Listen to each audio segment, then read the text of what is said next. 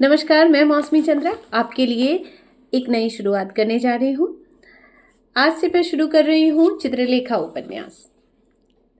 भगवती चरण वर्मा जी का ये उपन्यास आज मैं सुना रही हूँ, इसका पहला परिच्छेद। तो शुरू करती हूँ। छलकते हुए मदिरा के पात्र को चित्रलेखा के मुंह से लगाते हुए बीजगुप्त ने कहा, चित्रलेखा, जानती हो जीवन का सुख क्या है? चित्रलेखा की अधुखली आंखों में मतवालापन था और उसके अरुण कपोलों में उल्लास था। यौवन की उमंग में सौंदर्य किलोले कर रहा था। आलिंगन के पाश में वासना हंस रही थी। चित्रलेखा ने मदिरा का एक घूंट पिया, इसके बाद वह मुस्कुराई। एक क्षण के लिए उसके अधरों ने बीजगुप्त के अधरों से मौन भाषा में कुछ बात कही, फिर धीरे से उत्तर दिया, मस्ती। उस समय प्राय आधी रात बीत चुकी थी। बीजगुप्त का भवन सहस्त्रों दीप शिखाओं से आलोकित हो रहा था। द्वार पर सहनाई में विहाग बज रहा था। केली भवन में नगर की सर्वसुंदरी नर्तकी के साथ सामंत बीजगुप्त यौवन की उमंग में निमग्न था और बाहर गहरे अंधकार में सारा विश्व। बीजगुप्त हंस पड़ा। सोच रहा हूँ चित्रलेखा, यौवन का अंत क्या होगा? चित्रलेखा भी हंस पड़ी, पर हंसी क्षणिक थी। अचानक वह हंसी, मीठी और उल्लास से भरी हंसी, वेदना मिश्रित गंभीरता में परिणत हो गई। उसने भी शायद कभी इस प्रश्न का उत्तर पाने की चेष्टा की थी, पर प्रश्न इतना भयानक था कि वह उस पर अधिक देर तक सोच न सकी थी। उसका सिर घूमने लगा था और इसके बाद मदिरा के पात्र में उस समय के लिए उसने उस दुखद विचार को डुबो दिया था। आज एकाएक फिर उसी प्रश्न को सुनकर वह चौंक उठी। जीवित मृत्यु? जीवित मृत्यु नहीं, यह असंभव है। यौवन का अंत है एक अंधकार, और उस अज्ञात अंधकार के गर्त में क्या छिपा है वह न तो मैं जानता हूँ और न उसके जानने की इच्छा ही है। भूत और भविष्य, ये दोनों ही कल्पना की चीजें हैं जिनसे हमको कोई प्रयोजन नहीं। वर्तमान हमारे सामने है और वह बीजगुप्त रुक गया। शायद वह आगे के शब्दों को ढूंढने लगा था। और वह उल्लास बिलास है, संसार का सारा सुख है, यौवन का सार है। चित्रलेखा ने हंसते हुए वाक्य पूरा कर दिया। बीजगुप्त ने चित्रलेखा को आलिंगन पाश में लेकर कहा, तुम मेरी मादकता हो। चित्रलेखा ने उत्तर दिया, और तुम मेरे उन्माद हो। चित्रलेखा वेश्या न थी, वह केवल नर्तकी थी। पाटलिपुत्र की असाधारण सुंदर नर्तकी का वेश्यावृत्ति स्वीकार न करना, यह बात स्वयं ही असाधारण थी, पर उसके कारण थे और उन कारणों का उसके जीवन से गहरा संबंध था। चित्रलेखा ब्राह्मण विधवा थी। वह विधवा उस समय हुई थी जिस समय उसकी अवस्था 18 वर्ष की थी। विधवा हो जाने के बाद संयम उसका नियम हो गया था, पर बात वैसी ही अधिक दिनों तक न रह सकी। एक दिन उसके जीवन में कृष्णादित्य ने प्रवेश किया। कृष्णादित्य क्षत्रिय और शूद्रा का वर्ण शंकर पुत्र था। कृष्णादित्य एक सुंदर नवयुवक था और उसकी सुंदरता में एक विशेष प्रकार का आकर्षण था। कृष्णादित्य ने विधवा चित्रलेखा की तपस्या भंग कर दी। सुंदरी चित्रलेखा का दबा हुआ यौवन विकसित हो गया। विराग का तेज उल्लास की चमक से दब गया। चित्रलेखा के जीवन का स्रोत बदल गया। कृष्णादित्य ने चित्रलेखा से शपथ ली, जब तक हम दोनों जीवित रहेंगे हम दोनों साथ रहेंगे, कोई भी हम दोनों को अलग न कर सकेगा। चित्रलेखा ने कृष्णादित्य की शपथ पर विश्वास कर लिया था। इसके बाद जो होना था वही हुआ। चित्रलेखा गर्भवती हो गई। गुप्त प्रेम संसार पर प्रकट हो गया। कृष्णादित्य के पिता ने कृष्णादित्य को निकाल दिया और चित्रलेखा के पिता ने चित्रलेखा को। संपन्न पिता का पुत्र कृष्णादित्य गर्भवती सुंदरी चित्रलेखा को लेकर भिखारी की भांति जनरब में निकल गया। त्याज्य नवयुवक को समाज की अवहेलना और उपेक्षा असह्य हो गई। इस अपमानजनक जीवन की अपेक्षा मृत्यु उसे अधिक प्रिय लगी। रह गई चित्रलेखा, उसे एक नर्तकी ने अपने यहाँ आश्रय दिया। चित्रलेखा को एक पुत्र हुआ, पर उत्पन्न होने के साथ ही वह संसार को छोड़ गया। चित्रलेखा का कंठ कोमल था और शरीर सुंदर। जिस नर्तकी ने उसे आश्रय दिया था, उसने उसे नृत्य तथा संगीत कला की शिक्षा दी। उसके बाद चित्रलेखा भी नर्तकी हो गई। रहा भोग विलास, चित्रलेखा ने एक बार फिर वैधव्य के संयम को पालने का प्रयत्न किया। चित्रलेखा और कृष्णादित्य का पुत्र दोनों ही चित्रलेखा के जीवन में आकर निकल गए, पर दोनों ही अपनी अपनी स्मृति उसके हृदय पटल पर छोड़ गए।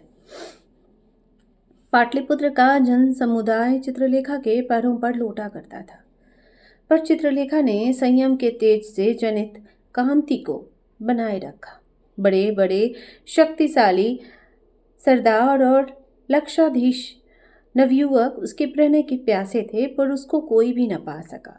जन समुदाय के सामने वह असाधारण सुंदरी आती थी और विद्युत की भांति चमककर उनके सामने से लोप हो जाती थी। जिसने उसे एक बार देखा, उसके हृदय में उसे एक बार फिर देखने की अमित साध उत्पन्न हो गई। एक दिन बीजगुप्त चित्रलेखा का नृत्य देखने गया। नाचते नाचते चित्रलेखा की दृष्टि बीजगुप्त पर पड़ी। एकाएक उसका मुख श्वेत हो गया। उसे ऐसा प्रतीत हुआ मानो कृष्णादित्य स्वर्ग से उतरकर उसका नृत्य देखने आया है। वह रुक गई और एकटक अपने को तथा अपने सामने बैठे हुए जन समुदाय को भूलकर बीजगुप्त की ओर देखने लगी। बीजगुप्त युवा था। उसकी अवस्था प्रायः 25 वर्ष की थी। उसकी आंखें चित्रलेखा की आंखों से मिल गई। जन समुदाय की आंखें उस व्यक्ति की ओर घूम गई जिसको चित्रलेखा देख रही थी। लोगों के मुंह से निकल पड़ा, अरे यह तो बीजगुप्त है। चित्रलेखा ने भी यह सुना। अपनी भूल पर उसे परिताप हुआ और उससे अधिक क्रोध। बीजगुप्त की ओर से आंखें फेरकर वह नृत्य करने लगी। नृत्य समाप्त होने के बाद बीजगुप्त चित्रलेखा के सामने गया। उसने कहा, क्या कभी आपके स्थान पर आपके दर्शन कर सकने का सौभाग्य प्राप्त कर सकूंगा? चित्रलेखा ने बीजगुप्त की ओर देखा। वह हंस पड़ी। नहीं, मैं व्यक्ति से नहीं मिलती, मैं केवल समुदाय के सामने आती हूँ। व्यक्ति का मेरे जीवन से कोई संबंध नहीं। बीजगुप्त की आशा पर तुषारपात हुआ। उसका प्रफुल्ल मुख मुरझा गया। फिर भी उसने साहस किया। व्यक्ति से ही समुदाय बनता है। समुदाय की प्यास उसके प्रत्येक व्यक्ति की प्यास है। फिर यह भेद क्यों? भेद जानना चाहोगे तो सुनो।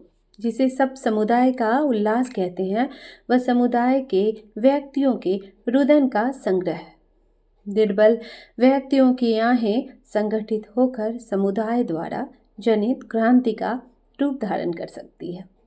और साथ ही जहाँ समुदाय से हानि की कोई संभावना नहीं होती, वहाँ व्यक्ति का ममत्व भाव भयोत्पादक केंद्र बन जाता है। बीजगुप्त प्रेम करने गया था, दर्शन पर तर्क करने के लिए नहीं। उसने कहा, तो फिर यह समझ लो कि मेरे लिए आपका द्वार बंद है। बीजगुप्त के मुख पर निराशा की हल्की सी मुस्कुराहट दौड़ पड़ी। व्यक्तित्व जीवन में प्रधान है और व्यक्ति से ही समुदाय बनता है। जब व्यक्ति वर्जित है तो उस व्यक्ति को समुदाय का भाग बनना अपना ही अपमान करना है। इतना कहकर तीर की भांति वह वहां से चला गया। बीजगुप्त चला गया, पर चित्रलेखा के हृदय में वह एक प्रकार की हलचल पैदा कर गया। दिन पर दिन बीतते गए, पर चित्रलेखा ने बीजगुप्त को फिर न देखा। कृत्रिम अपेक्षा धीरे धीरे दूर होती गई और चित्रलेखा के हृदय में बीजगुप्त की स्मृति प्रबल हो उठी। नित्य ही नृत्य भवन में बैठे हुए दर्शकों में उसकी आंखें बीजगुप्त को ढूंढती थी, पर अंत में उसे निराश होना पड़ता था। लाख दबाने की चेष्टा करने पर भी अभिलाषा प्रबल ही होती गई। एक दिन चित्रलेखा ने अपनी दासी से पूछा, इस नगर में बीजगुप्त नाम का कोई आदमी रहता है? दासी ने उत्तर दिया, बीजगुप्त को कौन नहीं जानता? वह इस नगर का सबसे सुंदर तथा प्रभावशाली युवक है। सामंत है। चित्रलेखा ने दासी को एक पत्र दिया, उसे बीजगुप्त को दे देने को कहा। सोच विचार के बाद दासी ने बीजगुप्त को वह पत्र दे दिया। उसमें लिखा था, चित्रलेखा बहुत सोचने के बाद इस निष्कर्ष पर पहुंची है कि केवल एक व्यक्ति उसके जीवन में आ सकता है और वह व्यक्ति बीजगुप्त है। पत्र पढ़ते ही बीजगुप्त के सारे शरीर में सुख का हल्का सा कंपन दौड़ गया। उस दिन से इन दो प्राणियों का साथ हुआ था, पर फिर भी चित्रलेखा वेश्या न थी। बीजगुप्त ने हंसकर कहा, मादकता और उन्माद इन दोनों का साथ सदा रहा है और रहेगा। चित्रलेखा, हम दोनों कितने सुखी हैं। उस समय चित्रलेखा भी हंस रही थी। इसी समय शहनाई का बजना बंद हो गया। प्रहरी ने उच्च स्वर में कहा, श्रीमान, द्वार पर अतिथि है, क्या आज्ञा है? बीजगुप्त ने आलिंगन पाश ढीला कर दिया। चित्रलेखा उससे कुछ दूर हटकर बैठ गई। बीजगुप्त ने परिचारिका से कहा, अतिथियों को यहीं आने दो। इतना कहकर उसने मदिरा का पात्र खाली कर दिया। अर्धरात्रि के समय कौन से अतिथि आ सकते हैं? बीजगुप्त इस विषय पर सोच रहा था। उसी समय श्वेतांग के साथ रत्नांबर ने बीजगुप्त के केलीगृह में प्रवेश किया।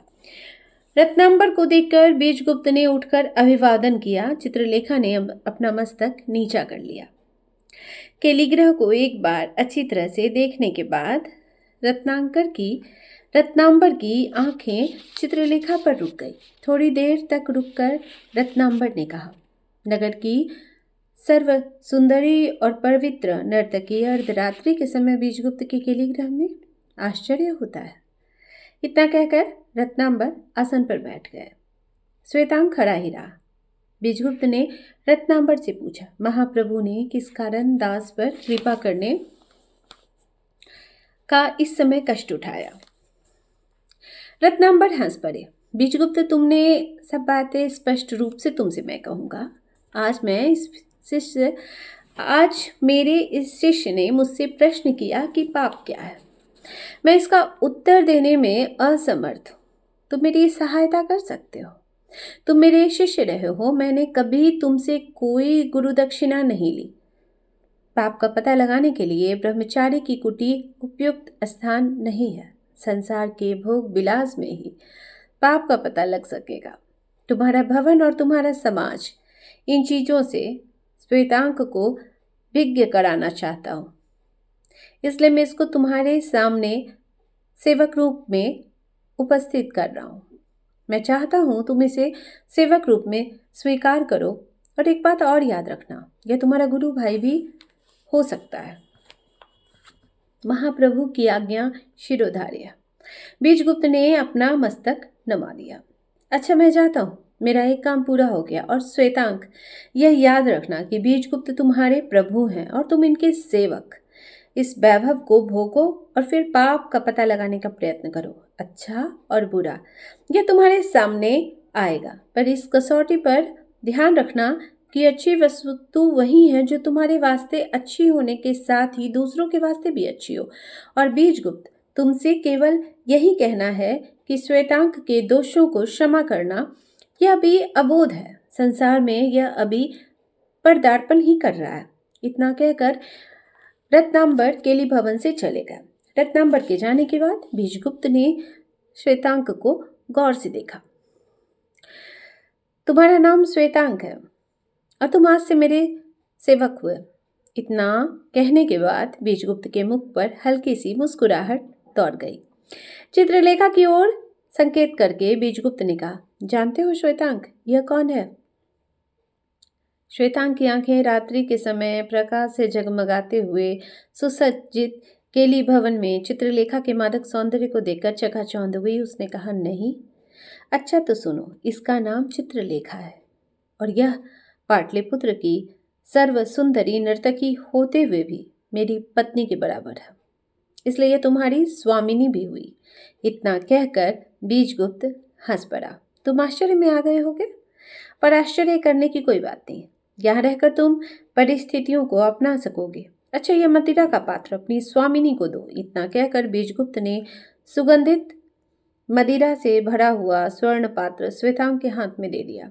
श्वेतांक ने मदिरा का पात्र चित्रलेखा की ओर बढ़ा दिया। मदिरा का पात्र लेते हुए श्वेतांक का हाथ चित्रलेखा के हाथ से स्पर्श कर गया। इस स्पर्श से श्वेतांक का सारा गात कांप सा गया। चित्रलेखा ने श्वेतांक को देखा। नवयुवक, तुम्हें इस अनोखे संसार में प्रथम बार आने के उपलक्ष्य में बधाई है। इतना कहकर उसने मदिरा का पात्र खाली कर दिया। उसी समय प्रहरी ने उच्च स्वर में कहा, शयन का समय हो गया। बीजगुप्त ने चित्रलेखा से पूछा, यहाँ रहोगी या अपने भवन को जाओगी? चित्रलेखा उठ खड़ी हुई। द्वार की ओर बढ़ते हुए उसने कहा, अपने भवन को ही इस समय जाना उचित होगा, पर शायद अकेले न जा सकूं।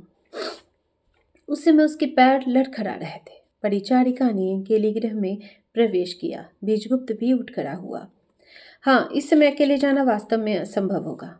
कुछ देर तक सोचकर बीजगुप्त ने श्वेतांग से कहा, द्वार पर रथ खड़ा है, उसमें बिठाकर तुम अपनी स्वामिनी को उनके भवन तक पहुंचा दो। उस समय तक तुम्हारे शयन गृह का प्रबंध हो जाएगा। श्वेतांग चित्रलेखा के साथ चला गया। बीजगुप्त ने परिचारिका को श्वेतांग के शयन कक्ष का प्रबंध कर देने की आज्ञा देकर निंद्रा देवी की ओर शरण ली। चलिए, ये था पहला परिच्छेद। अभी दूसरा अगली बार सुनाऊंगी। तब तक आप बने रहिए मेरे साथ। और अगर ये अच्छा लग रहा होगा आपको तो मेरे चैनल को सब्सक्राइब ज़रूर कीजिएगा।